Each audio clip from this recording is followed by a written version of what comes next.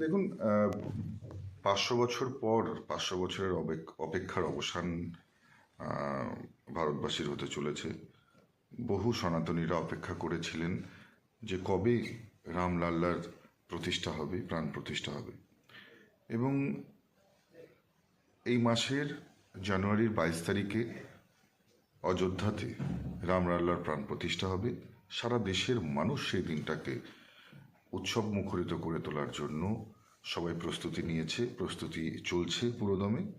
ঠিক একইভাবে কুচবিহারেও বিভিন্ন মন্দির, মঠ এবং বিভিন্ন ধর্মীয় স্থান যেগুলো রয়েছে, বিভিন্ন সনাতনীরা যে সমস্ত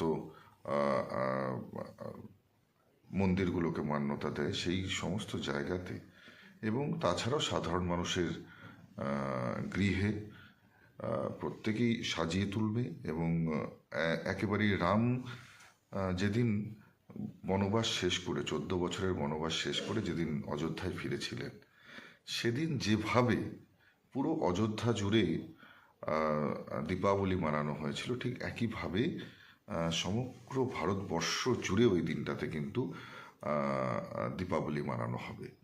এবং সেই সঙ্গে সঙ্গে বলবো কুচবিহারেও বিভিন্ন মন্দির, বিভিন্ন যারা মন্দির প্রতিষ্ঠানের সঙ্গে যুক্ত রয়েছে, বিভিন্ন ট্রাস্ট আমার কাছে এসেছিল। অনেকেই আমার কাছে সেখানে মন্দির বানিয়ে দেওয়ার জন্য আগ্রহ দেখিয়েছিল এবং আমি যতটুকু পেরেছি আমার ক্ষুদ্র প্রয়াস, অত বৃহৎ আকারে হয়তো নয় অযোধ্যার মতন, কিন্তু রাম মন্দিরের ছোঁয়াটাকে সেখানে রেখেছি। যেমন যে পাথর দিয়ে রাম মন্দির তৈরি হয়েছে, সেই পাথর দিয়েই আমরা তৈরি করবার চেষ্টা করেছি। কোচবিহার জেলায় ৩টি মন্দিরের কাজ চলছে দ্রুততার সঙ্গে। ২২ তারিখেই হয়তো একটির আমরা দেখতে পারবো, সেখানে রামলালার পূজন হবে এবং বাকিগুলো খুব তাড়াতাড়ি সেই মন্দিরগুলোতেও কিন্তু পুজো অনুষ্ঠিত হবে। আর যখন বিভিন্ন সময়, এমনিতেই বাঙালির ১২ মাসে ১৩ পার্বণ, তার মাঝখানেও আমরা যারা হিন্দু সনাতনীরা রয়েছি, আমরা সারা বছর ধরে কোনো না কোনো পুজোর সঙ্গে আমরা যুক্ত থাকি। গণেশ পুজো দিয়ে শুরু হয়, তারপরে দুর্গোৎসব হয়, শ্যামা পুজো হয়, রাস হয়, পরবর্তীতে লক্ষ্মী পুজো হয়, শিব পুজোর মাধ্যমে, দোল উৎসবের মাধ্যমে বছরের শেষ হয়। তো তার মাঝখানে এবার আমরা যে রাম জন্ম থেকে শুরু করে মৃত্যু পর্যন্ত যে রাম নামের মাধ্যমে শেষ হয়, সেই